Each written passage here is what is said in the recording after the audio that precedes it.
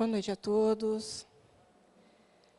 Que o nosso Pai Maior possa nos abençoar, a todos nós aqui presentes, encarnados e desencarnados. Como vocês podem ver, hoje nós vamos falar sobre fidelidade a Kardec, o mestre e o apóstolo. Mas fidelidade a Kardec, mas antes de falar da palestra, é importante, como a Renata começou, falando um pouquinho da semana que Kardec fez, né, aniversário. Ou seja, ele nasceu em 3 de outubro de 1804, portanto, agora, terça-feira, fez 213 anos do seu nascimento. E ele foi fundamental, importante para a codificação da doutrina espírita, como nós veremos nessa noite. Quando nós trazemos aqui para a nossa reflexão, como tema, fidelidade a Kardec, o mestre e o apóstolo. Fidelidade a Kardec, ser fiel a Kardec, não apenas ao homem Kardec, mas aquilo que ele representa, o trabalho que ele realizou. Nós não podemos esquecer que Kardec de fato foi um apóstolo de Jesus, porque apóstolo é o missionário, aquele que vem em missão, e Kardec veio em missão. E Kardec veio continuar um trabalho que Jesus havia começado há mais de 20 séculos, porque o próprio Cristo disse que enviaria o Consolador.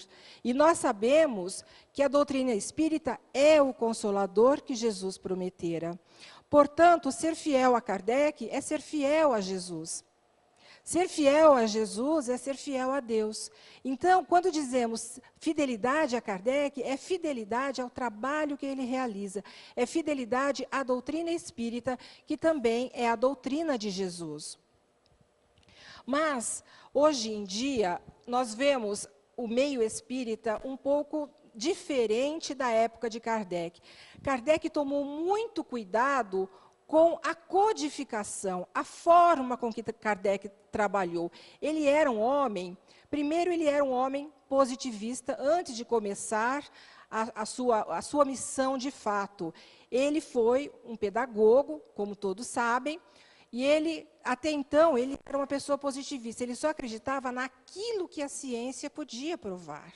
Então, isso foi fundamental pelo trabalho, da forma que ele realizou o trabalho, para a credibilidade da doutrina hoje.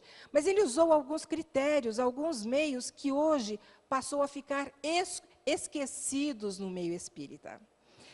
Eu, Sandra, estou aqui, não estou falando em meu nome, eu estou falando em nome da doutrina. Então, se eu estou falando em nome da doutrina, eu tenho que dizer aquilo, tudo que converge, e não que diverge da doutrina espírita. Eu tenho que tomar esse cuidado. Então, eu estou numa casa espírita, eu estou falando em nome da doutrina espírita. Então, eu tenho que ser fiel àquilo que a doutrina nos diz. É aquilo que nós temos que dizer que a doutrina nos deixou. E não simplesmente dizer aquilo que eu acho, aquilo que eu penso. Não é assim. Quem quiser falar aquilo que acha e aquilo que pensa que não está na doutrina espírita, tem que utilizar outros lugares para poder estar falando. Portanto, Paulo de Tarso dizia, examinai tudo e retém o bem ou retém o que é bom. Como eu disse, acontecem algumas coisas estranhas no meio espírita. Primeiro, espiritismo vende com facilidade.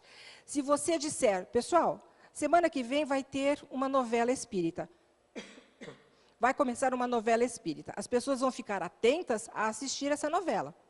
Se você disser, olha, pessoal, vai ter um filme espírita, as pessoas vão ao cinema para assistir.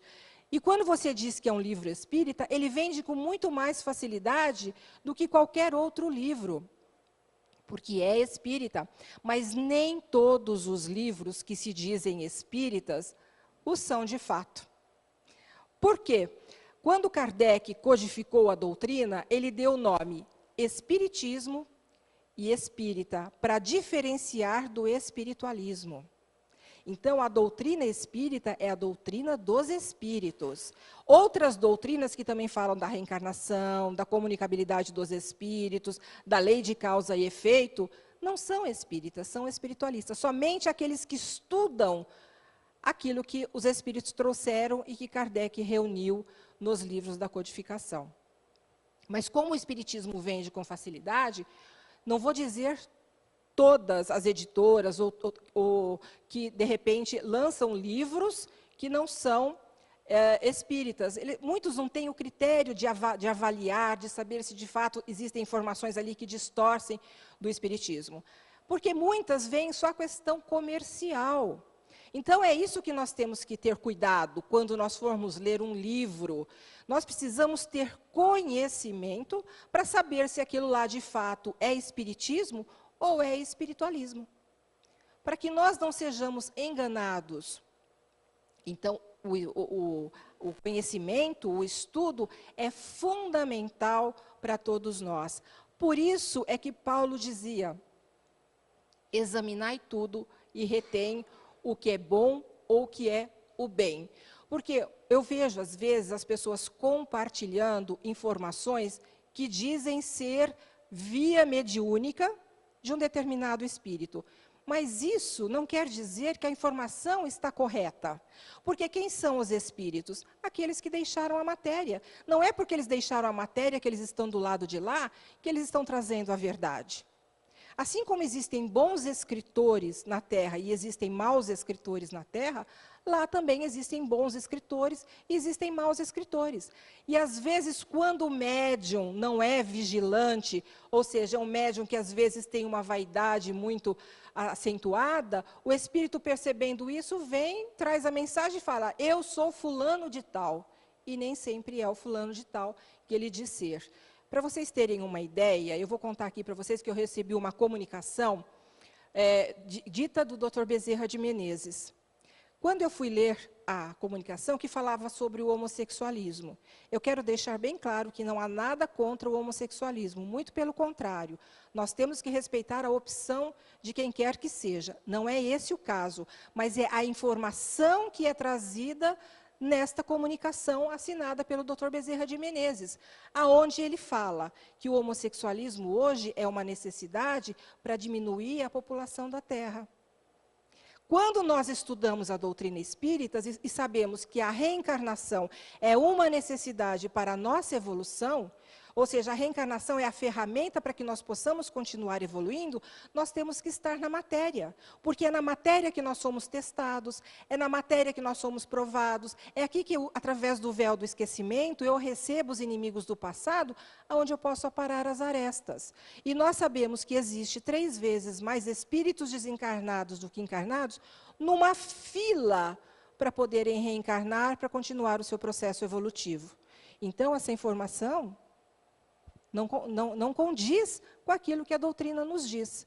Os espíritos precisam voltar para continuar a sua evolução. E é o cuidado que cada um de nós tem que ter em compartilhar aquilo que não é verdade. Antes de compartilhar, vamos de fato saber se aquilo é verdade ou não. Portanto, Freud dizia essa frase, nunca tenha certeza de nada, porque a sabedoria começa com a dúvida. Nós temos que partir sempre da não certeza para nos aproximarmos aí da verdade. Ou seja, a partir da dúvida, nós vamos em busca dessa verdade. E Erastus falou a Kardec, melhor é repelir 10 verdades do que admitir uma única falsidade, uma só teoria errônea. Nós vamos encontrar lá no item 230. Então, Kardec fala, inclusive, da fé raciocinada. A fé necessita de uma base que é a inteligência perfeita daquilo em que se deve crer. E para crer não basta ver, é preciso, sobretudo, compreender. Então, mais do que crer, nós precisamos ter certeza das coisas. Por isso é que nós temos que partir da dúvida, para buscarmos essa verdade. Porque senão seremos enganados, seremos vítimas de nós mesmos, porque estamos nos deixando enganar. Então, a característica marcante do Espiritismo é a liberdade. O Espiritismo nunca vai dizer, você não deve ou você não pode. A doutrina espírita é uma doutrina que nos dá responsabilidade, ou seja, cada um segundo as suas obras. Por isso que Paulo de Tarso dizia, tudo me é lícito, mas nem tudo me convém.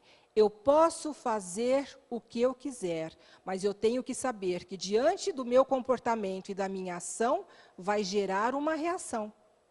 É a lei de causa e efeito.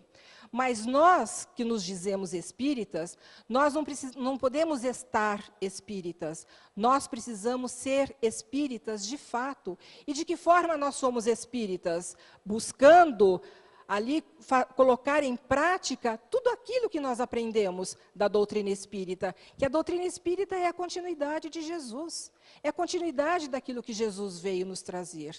Então, reconhece-se o cristão pela sua transformação, por aquilo que ele está fazendo. E se nós nos dizemos espíritas, nós precisamos, portanto, agir como espíritas, aquilo adquirindo moral, porque eu disse que nenhuma outra doutrina nos dá tanta responsabilidade quanto, de fato, nos dá a doutrina espírita. Então, a doutrina espírita precisa ser difundida, ela precisa ser cada vez mais conhecida. E todos nós podemos e devemos fazer isso. Não é preciso estar aqui fazendo uma palestra para divulgar o espiritismo. Não é preciso você escrever um livro, não é preciso você escrever num jornal, não é preciso você trabalhar na rádio ou na televisão. Numa simples conversa entre amigos, nós podemos estar falando da doutrina espírita. Mas para falar da doutrina espírita, nós precisamos conhecer, para não dizer inverdades, não dizer falsidades, não falar de achismos, mas falar aquilo que de fato está na doutrina espírita. Jesus, portanto, foi o maior pedagogo da humanidade. Se Jesus foi o maior pedagogo da humanidade, e a doutrina é a continuidade daquilo que Jesus nos deixou, a doutrina espírita também é uma doutrina pedagógica, que tem por finalidade ajudar a cada um de nós na sua transformação. Jesus disse: conhecereis a verdade e a verdade vos libertará. Que verdade é essa? A verdade absoluta é só Deus a possui. Mas Jesus veio em nome de Deus trazer informações importantes, falar das questões morais, para que nós pudéssemos encurtar caminho para, de fato, sermos felizes. Porque quando nós nos distanciamos das leis divinas, quando nós nos distanciamos das leis naturais, nós nos aproximamos da infelicidade, ou seja, a nossa felicidade está no nosso comportamento, naquilo que fazemos para nós e também para o nosso próximo. Então, alguns princípios de aprendizagem devem se alicerçar no valor da pessoa humana, no valor de cada um de nós, né? Na importância que nós temos para o nosso Pai, porque também somos os seus filhos. E Jesus disse: vós sois a luz do mundo. Todos nós temos a nossa luz. Todos. E através da nossa luz, conforme ela vai se ampliando, através das conquistas das virtudes, nós vamos podendo ajudar ao nosso próximo com o nosso exemplo, com a nossa luz. Então, a luz não é só para mim, a luz também, a minha luz, conforme eu vou adquirindo virtudes, eu vou ter condições de também iluminar aqueles que estão próximos de nós. Então, é um dos princípios, né, da educação. Então, ele ensinou de duas maneiras. Ele ensinou através dos gestos e ensinou através do exemplo. Nós dizemos que a melhor forma de se educar, sem dúvida nenhuma, é através do exemplo. Porque se você vai educar um filho e você diz para ele: não faça isso, mas se você faz, um dia ele pode tacar na tua cara, mas você também faz. Então, nós temos que agir de acordo com aquilo que pregamos, né? Então, a melhor forma de educação, de fato, é o exemplo. Então, Jesus, ele ensinou através dos seus exemplos, que nós vamos ver lá nos evangelhos. Por exemplo, eu digo que Jesus foi o primeiro feminista da história, porque numa época onde a mulher vivia à margem da sociedade, as mulheres seguiam Jesus. O primeiro a ver Jesus depois que ele desencarnou foi Maria Madalena, que levou a boa nova, né? Então, Jesus conversa com a mulher samaritana no poço, quando as pessoas, ela ficou até com medo de conversar com um rabi, com um mestre, na frente de todos, mas Jesus tratava todos iguais, não tinha diferença.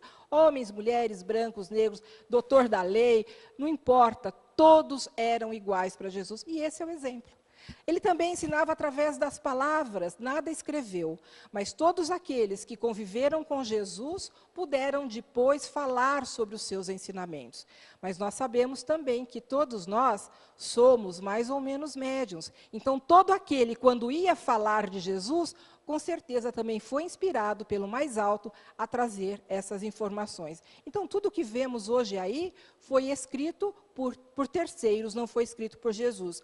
Mas uma forma pedagógica de ensinar, uma forma pedagógica de Jesus, era através das parábolas. Ele utilizava esse método porque fazia com que as pessoas refletissem depois, mesmo não prestando atenção no momento. Porque como a parábola é uma história, e ele geralmente tirava a história do cotidiano, as pessoas que buscavam Jesus poderiam depois refletir a respeito. Porque quando Jesus diz assim: a vós vos é dado conhecer os mistérios do reino de Deus, mas aos outros se lhes fala em parábola, porque vendo não veja e ouvindo não entendem. Isso quer dizer o quê? As pessoas que buscavam Jesus, aqueles que buscavam Jesus, beber do seu conhecimento, da sua sabedoria, Jesus falava de forma aberta, falava de forma clara. Mas aquelas outras pessoas que buscavam Jesus porque tinham interesses, porque tinham curiosidade, não estavam interessados naquilo que ele dizia, mas muitos naquilo que ele fazia, né? Nos chamados milagres, que hoje nós dizemos que eram fenômenos que ele realizava. Então as pessoas iam de forma imediatista tentar resolver os seus problemas. Não queriam ouvir aquilo que Jesus tinha para dizer. A esses, Jesus falava por parábola, porque vendo não viam e ouvindo não entendiam, mas gravavam aquela história e podiam lembrar dela futuramente. Então, a ação pedagógica de Jesus, ela é uma proposta educacional. Jesus é o nosso mestre e a proposta dele é educacional. Então, é a proposta comprometida com a nossa transformação. É a proposta de Jesus, a nossa transformação. O reino de Deus deverá ser construído entre os homens, com os homens, pelos homens, apesar dos homens. Aonde está o reino de Deus? Será que é um local físico? O reino de Deus está dentro de nós. Então, nós vamos construir esse reino de Deus entre todos nós. Eu preciso de vocês, vocês precisam de mim, porque nós aprendemos com os exemplos e nós nos ajudamos. Então, entre nós, com os homens, com todos nós, pelos homens, por todos nós, e apesar dos homens também, porque todos nós chegaremos ao nosso destino. O que vai diferenciar é aqueles que aproveitam mais a oportunidade. Então, mesmo aqueles que não colocarem agora em prática aquilo que estão vendo, ouvindo, mas vão futuramente chegar também, porque ninguém vai deixar de chegar à iluminação. Então, é a educação como transformação. A nossa transformação depende também do nosso conhecimento. Adquirir o conhecimento para que esse conhecimento possa tocar a nossa alma e que nós possamos sentir a necessidade de mudança. O nosso mundo precisa mudar. Nós estamos vendo muitas coisas estranhas acontecendo. Você liga a televisão, você fala, meu Deus, como é que pode estar acontecendo tudo isso? É aqui no Brasil, é em outras partes do mundo. Você fala, onde está o respeito das pessoas? Onde está o amor das pessoas? O que falta a essas pessoas? Conhecimento e que as suas almas sejam tocadas. É isso que Jesus veio trazer. Então, aquele que tocou fogo na creche, faltava o que a ele? Faltava os ensinamentos morais, faltava tocar a sua alma. É uma pessoa extremamente egoísta, uma pessoa que não pensa em ninguém, a não ser em si próprio. E é isso que nós precisamos nos livrar, do nosso egoísmo e do nosso orgulho. E o Espiritismo, sendo o Consolador prometido, também é essa proposta educacional, que é a transformação da humanidade. Se você buscar nos livros da doutrina, em várias partes fica bem claro. Os Espíritos dizendo, ou Kardec dizendo, que a doutrina espírita veio para transformar a cada um de nós, transformar a humanidade. Mas, como eu disse, a doutrina espírita, ela hoje no Brasil, ela está em torno de 3%. de espíritas no Brasil. 3% é muito pouco para atingir esse objetivo. Então, por isso que eu disse da necessidade de cada um de nós ser um instrumento de divulgação da doutrina espírita.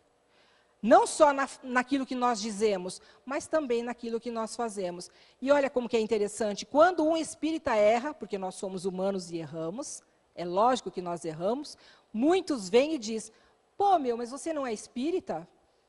Porque é muito cobrado de nós. Eles acham que nós temos que ser perfeitos. Não, nós não somos perfeitos, mas reconhece-se um cristão pela sua transformação, um espírita cristão pela sua transformação. E quando nós agirmos no bem, nós vamos contagiar a outros, porque o bem também contagia. Kardec foi o codificador da doutrina espírita, nasceu Hippolyte Léon Denisard Rivaio, né, em Lyon, na França. Nasceu numa época importante para consolidar, né, aquilo que iria ser importante para ele ser o codificador da doutrina espírita. Ele foi contemporâneo da Revolução Francesa. Ele foi contemporâneo da Revolução Francesa, que tinha como lema liberdade, igualdade e fraternidade. E isso influenciou tanto Kardec, esse slogan, que ele escreve lá em obras póstumas a respeito de liberdade, igualdade e fraternidade. Embora seja um slogan da Revolução Francesa, são 3 palavrinhas cristãs. Liberdade, ou seja, direitos de cada um de nós. Além disso, Jesus diz, conhecereis a verdade e ela vos libertará. Jesus falava de liberdade. Ele agia, né, todos para Jesus era igual, não tinha diferença. Então ele veio pregar a igualdade entre os homens e veio falar da importância da fraternidade, de vivermos em irmandade. Então, para Kardec, foi muito importante esse momento todo para que ele pudesse ser influenciado de forma positiva. Então, na época de Kardec, né, na Revolução Francesa, haviam graves agitações políticas, né, como nós estamos falando da Revolução Francesa, conflitos sociais e religiosos da época. Então, Kardec nasceu 200 anos depois de um massacre, porque eles lá aceitavam só o catolicismo. Então, por conta, né, do catolicismo, que não aceitava os huguenotes, os protestantes, houve a noite de São Bartolomeu. Muitos protestantes foram mortos, foi um massacre naquele dia. E eles queriam liberdade religiosa. A liberdade religiosa, eles não queriam ter a religião que eles achavam que tinha que ter. Cada um queria professar a sua própria religião. Então, Kardec veio numa época importante também para isso. Napoleão, ele dissolve, né, depois da Revolução Francesa, ele dissolve o diretório e estabelece um novo consulado que tinha características republicanas. Mas não durou muito tempo, né? Ele foi lá e se intitulou imperador. Mas, quando Napoleão foi reencarnar, diz Emmanuel que o próprio Kardec, enquanto era espírito, ajudou na reencarnação de Napoleão, porque ele tinha uma grande missão aqui na Terra. Mas ele fez o quê? Ele se desviou da sua missão. E aí aconteceu tudo aquilo que nós vimos que aconteceu, né, que Napoleão fez. Então, Kardec e o Iluminismo foi um movimento intelectual que predominava o uso da razão, que eles chamavam de luz, contra um regime, né, das trevas, e pregava a maior liberdade econômica e política, e também religiosa. Então, o iluminismo foi importante porque influenciou muitas cabeças na época, muitos filósofos, assim como também influenciou Kardec. Kardec, uma das características da doutrina espírita é o uso da razão, é o uso do bom senso, que era, né, uma questão que o iluminismo pregava.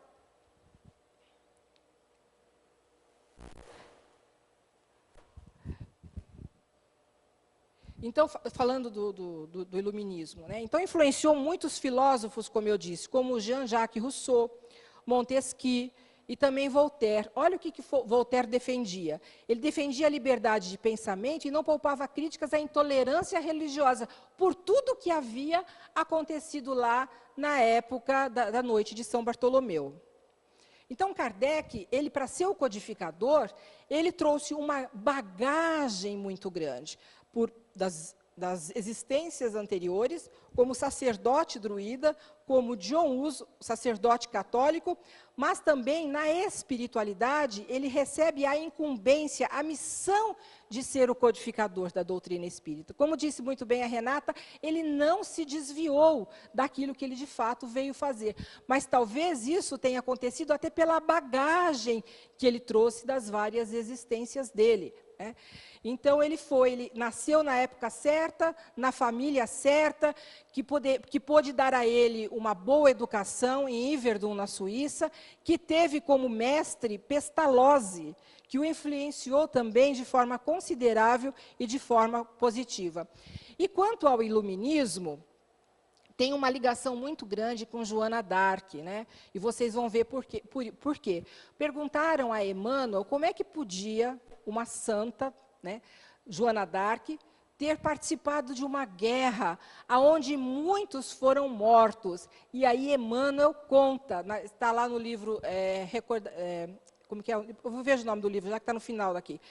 Ele diz assim: naquela época, os espíritos encarregados da evolução do planeta estavam selecionando os gens que viriam a servir na formação dos corpos da pleiade de entidades nobres que reencarnariam para ampliar o desenvolvimento geral da Terra através do chamado iluminismo. Então, os corpos estavam sendo preparados para receber, né, todas aquelas informações importantes que seriam fundamental para a época do iluminismo. E ele diz assim: era preciso cuidado para que os corpos pudessem suportar a dinâmica das inteligências que surgiriam. Se a França fosse invadida, perder-se-ia o trabalho de muitos séculos. Então, Joana d'Arc foi convocada para que impedisse essa invasão. A gente só vê o lado negativo da coisa. Mas, de acordo com Emmanuel, que está lá em Diálogos e Recordações, Joana d'Arc, embora ela estivesse à frente ali dos soldados e tudo mais, quando ela encontrava um soldado inglês, ela era francesa, mas quando ela encontrava um soldado francês, ou inglês, ela ia lá tentar socorrê-lo. Ela encontrava um francês, ela ia lá socorrê-lo. Isso foi apenas uma missão dela para que os ingleses não invadissem a França e pudessem, portanto, surgir esses corpos melhorados para poderem suportar a dinâmica da inteligência. A influência de Pestalozzi. Vejam só o lema do Instituto do Pestalozzi: saber e bondade sobre a regência do bom senso. Saber, conhecimento, bondade sempre, mas sempre sobre a regência do bom senso e também do uso da razão.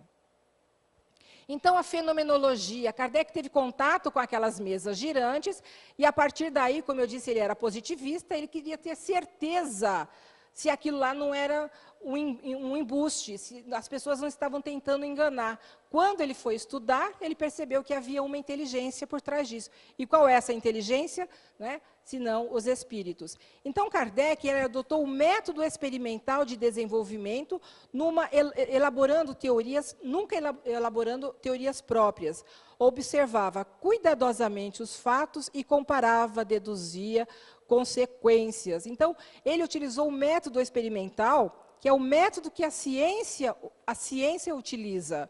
Né? Não é uma ciência de laboratório, mas é uma ciência de observação. Então, ele ia lá, perguntava a um espírito, através de um médium, guardava a informação, perguntava a outro espírito, através de um médium, a mesma pergunta em outro local, esses que não se conheciam, para depois ele ter certeza da resposta, só aí que ele ia, de fato, publicar. Ele não publicava aquelas informações que via mediúnica pelo espírito, antes de ter certeza. Então, Kardec, em obras póstumas, ele disse a respeito do espiritismo: percebi naqueles fenômenos a chave do passado e do futuro da humanidade e a solução que eu procurava em toda a minha vida. Era, em suma, toda uma revolução de ideias e de crença. Então, isso foi importante porque mudou a visão de Kardec. Como eu disse, ele era positivista, né? Ele era uma pessoa racional, aquelas coisas de fenomenologia, de comunicabilidade dos espíritos, ele não acreditava, até ele estudar de forma sistemática, porque a fenomenologia sempre existiu desde que o homem está aqui na Terra. Sempre existiu, mas nunca tinha sido estudado como fez Kardec.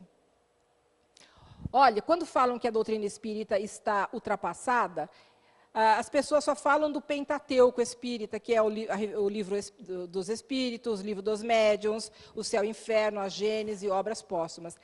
Mas 13 obras saíram da mão de Kardec. 13. A única que não saiu da mão de Kardec foi obras póstumas, que foram reuniões de informações que depois que ele desencarnou, saiu no livro. Será que nós já lemos tudo? Será que nós já conhecemos tudo?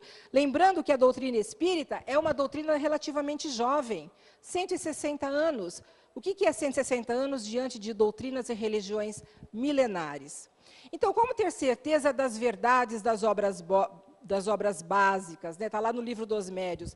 A melhor garantia de que um princípio é a expressão da verdade se encontra em ser ensinado e revelado por diferentes espíritos, e não um único espírito e um único médium. Precisa ter uma universalidade essa informação.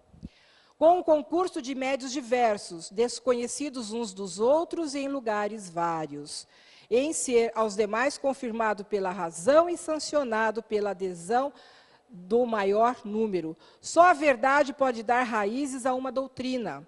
Um sistema errôneo pode muito bem conseguir alguns adeptos, mas como lhe falta a primeira condição de vitalidade, terá apenas uma existência efêmera, fugaz. Ele se mata pelos seus próprios erros e cairá inevitavelmente diante da poderosa arma da lógica. E hoje, cada vez mais, as pessoas estão aí querendo estudar o espiritismo, pessoas extremamente inteligentes, cientistas, médicos, não é? Homens de ciência, buscando o conhecimento da doutrina espírita, porque ela é uma doutrina racional, é uma doutrina que nos dá explicações, né? E cada vez mais a doutrina espírita está tendo adeptos. Então, acerca da mediunidade, né? Tem sido um veículo para a divulgação de muitas novidades.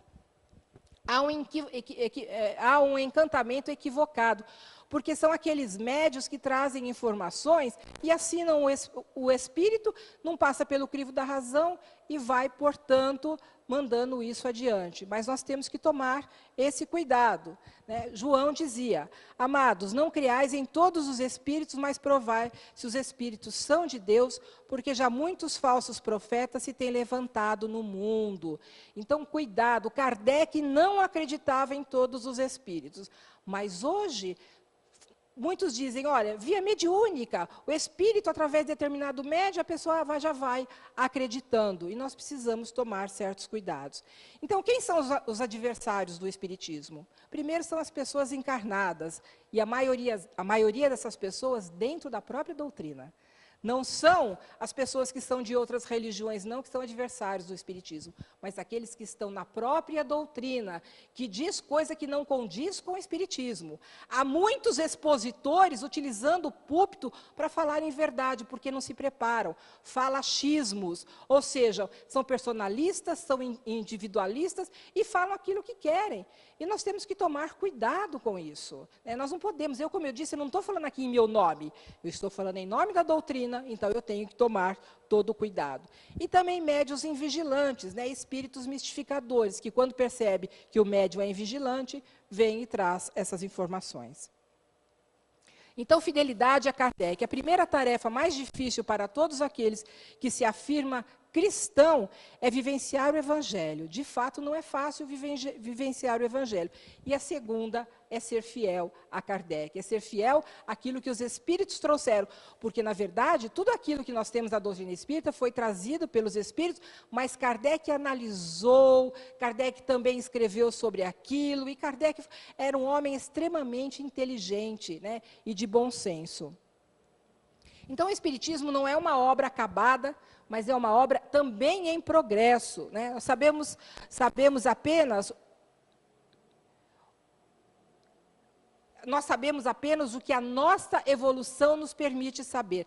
Assim como na época do Cristo não foi dito tudo, a nós hoje também não é dito tudo. Muitas coisas virão a seu tempo, mas como eu disse, quando essas informações vierem, terão que ter uma universalidade. Então, há livros espíritas, ou através de um médium, através do espírito, dizendo coisas, novidades. E são novidades que nenhum outro espírito e nenhum outro médium está dizendo. Então, é isso que nós temos que ficar atentos. Então, lá na Gênesis, fala a respeito de Kardec estar ultrapassado.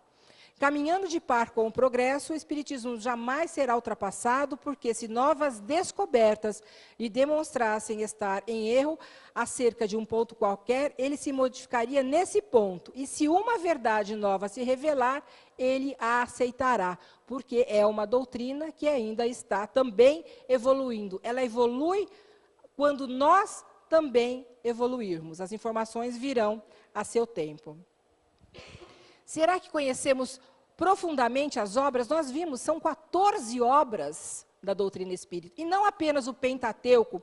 Viana de Carvalho, um espírito, chegou a Divaldo e disse a Divaldo: Divaldo, leia o livro dos Espíritos. Ele foi e leu o livro dos Espíritos. Aí ele chegou para o espírito e falou: já li o livro dos Espíritos. Aí o espírito falou: leia de novo. Aí ele foi lá, leu de novo, aí ele percebeu coisas que até então ele não tinha percebido. Começou a observar, marcar e tudo mais. Chegou para o espírito e disse: já li pela segunda vez. E agora, o que eu faço? Leia a terceira vez.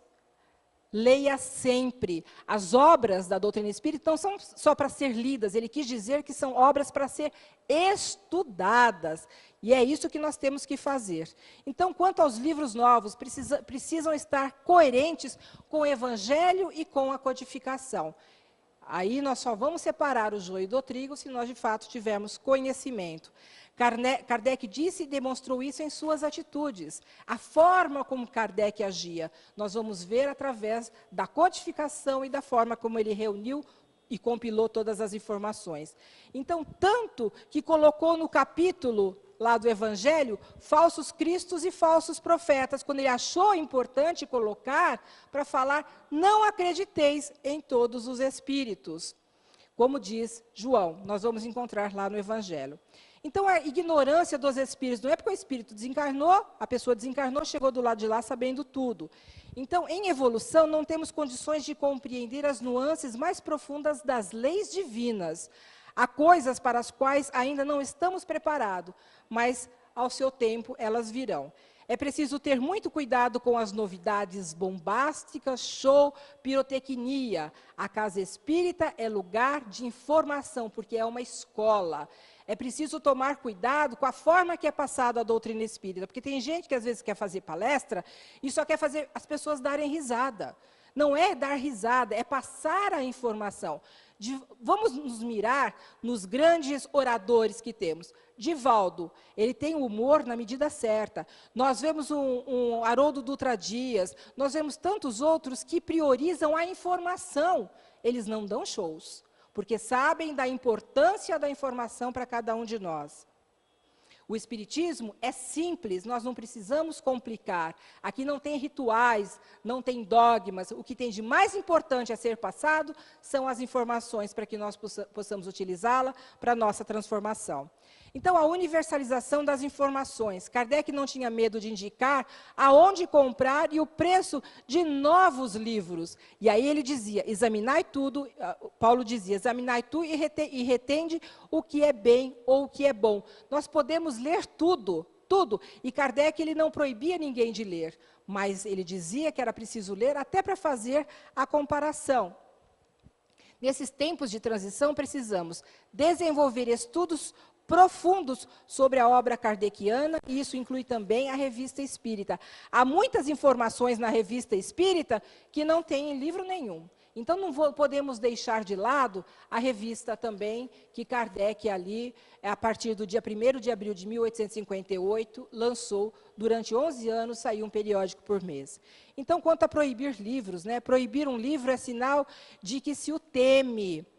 O Espiritismo, longe de temer a divulgação dos escritos publicados contra si e proibir-lhes a leitura a seus adeptos, chama a atenção destes e do público para tais obras, a fim de que possam julgar por comparação. Então, como eu disse, a doutrina espírita não é uma doutrina do não, mas é uma doutrina que nos dá responsabilidade. Mas, através do conhecimento, nós separaremos o joio do trigo. E Kardec dizia... sobre a obra de As Vidas de Chico Xavier, aí o Marcel Souto Maior dizia, né, que o Emmanuel falou para Chico: se alguma vez eu lhe der algum conselho que não esteja de acordo com Kardec, fique do lado dele e esqueça os meus conselhos. Da importância que era de ser fiel, de fato, a Kardec. Então, muitas práticas estranhas acontecendo nas casas espíritas, e cada casa espírita fazendo espiritismo à sua maneira. Então, tem coisas que não são espíritas, como cromoterapia, musicoterapia, cristalterapia, fitoterapia, cristais, pirâmides, incensos. O que, de fato, é importante no tratamento da casa espírita é evangelioterapia e fluidoterapia. Não que isso não seja bom, mas não na casa espírita, porque não pertence à doutrina. Pode-se fazer isso em outro local. A apometria também não é espiritismo. Quem tiver dúvidas, veja lá o que Divaldo fala. A apometria não faz parte da doutrina espírita. Assim também como Jorge Hansen diz, né, que hoje alguns modismos que estão aí colocando na doutrina espírita, por exemplo, desobsessão por corrente magnética. Ou seja, é o uso de energia para afastar o obsessor, sem a necessária transformação moral. Porque dentro da doutrina espírita, nós precisamos o quê? Doutrinar o espírito, e isso é caridade. Tirá-lo à força é falta de caridade. Então, nós precisamos doutriná-lo, né, conversar com o espírito, convencê-lo, porque senão ele se afasta e ele acaba voltando. Então, esse tipo de desobsessão por corrente magnética é uma coisa imediatista, mas que também não resolve. Portanto, isso não é espiritismo. O passe é a coisa mais simples do mundo, e tem gente utilizando de ritual para dar passe. Estalar de dedo, gemido, fungação, assopro.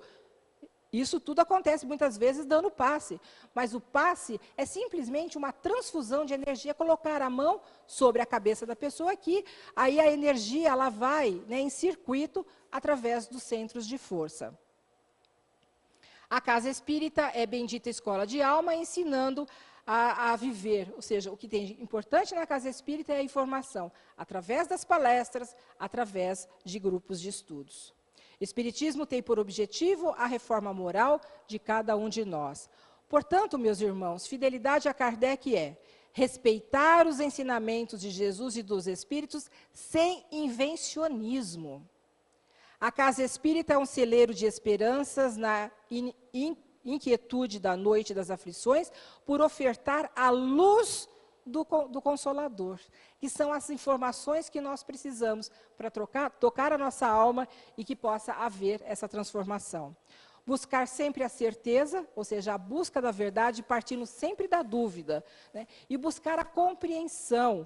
É como diz Kardec, da fé raciocinada, não é crer, mas é ter certeza das coisas. E só se tem certeza através dos estudos de fato. Cuidado com modismos e estudar sempre, principalmente, as obras básicas. Nós precisamos ter conhecimento, nós precisamos estudar, mas precisamos ter sabedoria, que é saber o que fazer com aquilo que se sabe. Então, isso é ser fiel a Kardec. E agora vamos à nossa musiquinha.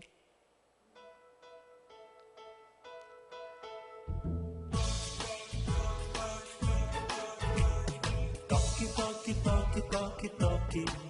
Pelas batidas as paredes falaram, e na Europa até as mesas giraram, pra lá e pra cá. Apontando as letras do alfabeto, ora no chão, ora no alto, no teto, formando frases, respondendo as questões. Quem é que estava por trás disso? Alguém se preocupou com isso e começou as suas investigações. E descobriu que aquele jeito esquisito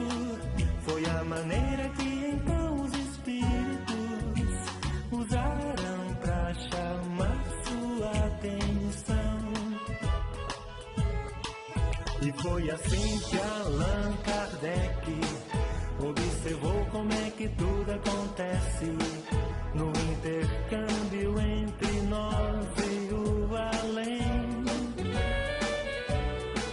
Desenvolveu aquela nova ciência com muito estudo, muitas experiências, que o seu livro dos médiuns mostra bem. Agora pela voz, pela caneta, não é preciso mais usar a prancheta, pois até mesmo pela intuição, nossos amigos espirituais sempre nos trazem as lições de paz, saudade, incentivo e muito mais. Nossos amigos espirituais sempre nos trazem as lições de paz, saudade, incentivo e muito mais. Muito mais.